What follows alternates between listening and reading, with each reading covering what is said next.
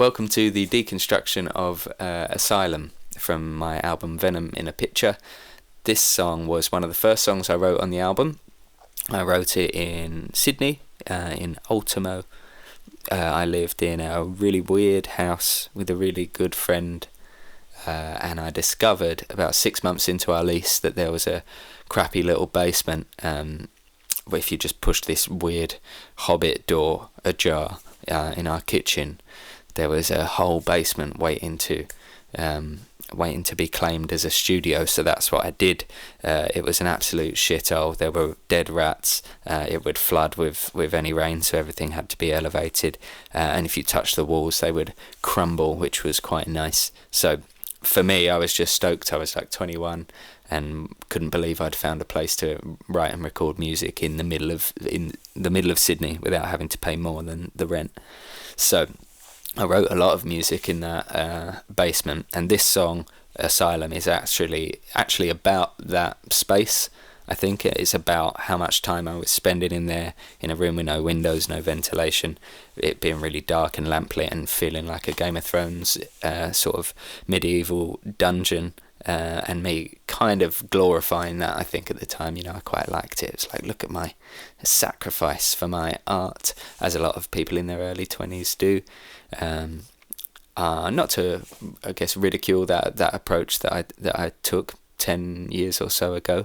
I can understand why I was like willing to do that. Now I'm an absolute diva, and I like walls that don't crumble when I'm recording, onwards and upwards, So yeah, Asylum, if you listen through the lyrics, I think they're all quite audible through the song. There's always lyrics up on Bandcamp and that kind of thing anyway.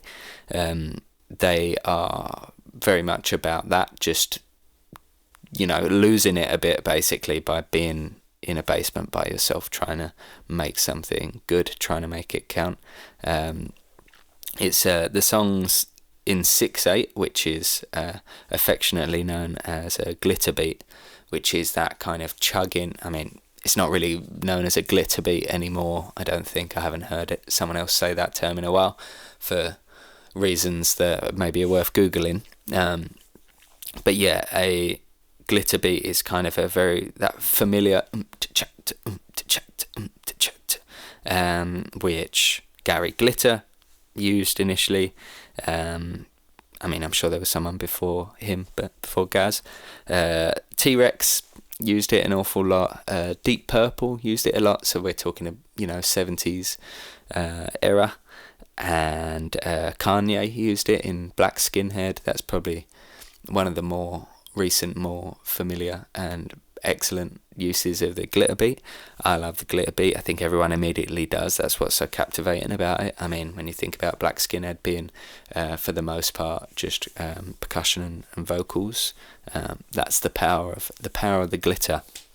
So yeah, it's got a driving kind of force through it, and it's that rhythm and the guitar just playing is kind of implying that rhythm, the glitter beat, the whole way through, even when the drums aren't in. Yeah, it was a quite an intense song, I think, to write and record, and I think that's maybe why it took a long time and took a while for me to find the right album to put it on. It's quite like dark in its content, I guess, but it also has a little pop rock element to it that makes it all a little bit more palatable. It's not a song I would write today, I don't think. That's always kind of interesting when you're still producing and fine-tuning a song that maybe you've moved past in some ways, but you still feel that there's something very valuable in the music, so you want to make sure it sees the light of day. But I can't really imagine myself making it today. There's lots of falsetto oohs and ahs, which was definitely because I was on a weekend thing at the time. Who wasn't, I guess. I was listening to the House of Balloons mixtape album, whatever you want to call it, quite a lot.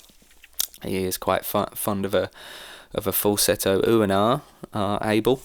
Yeah, so it's I think it's a song that's probably got a bit more context to apply to it when listening to it versus some of the others. The song works as it is, without you hearing me explain it. But I do think there's an extra layer to it there that makes an awful lot of sense. Or it helps the song make sense once you've got it. And that extra layer is a 21-year-old that's moved to Sydney with his dream of making it, and has found a basement to make all of his art in, and finds little chunks of rubble in his Tetley's tea every now and then. I wish I was joking, but I am not. So yeah, thank you to the guys and gals that recorded this song with me. So that's Gordo on drums. We recorded that in Sydney a long time ago. Harriet Dagnall did the oohs and ahs for me.